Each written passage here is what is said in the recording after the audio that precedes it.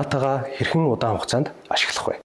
Дугаараа хамтран ажиллагч, харилцаа холбооны зохицуулах хороо.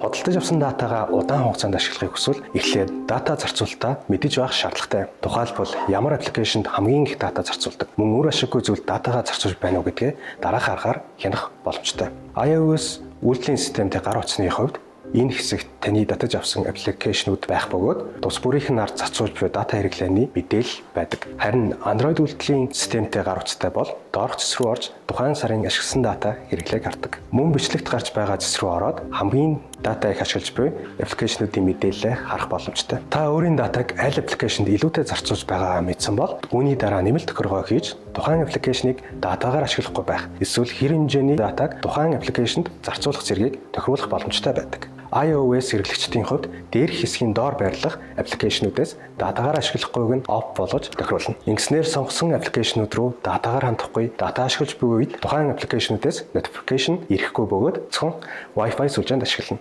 Харин Android хэрэглэгчид дээрх хэсэгт тухайн сард хэдэн гигабайт дата багц ашиглаад дата хэрэглээд нь хаагдах вэ гэдгийг зааж сануулж өгөх боломжтой байдаг. Энэ нь та дата багцаа дуусныг анзааралгүй задгаа дата зарцуулахаас сэргийлэх нэг арга юм аа.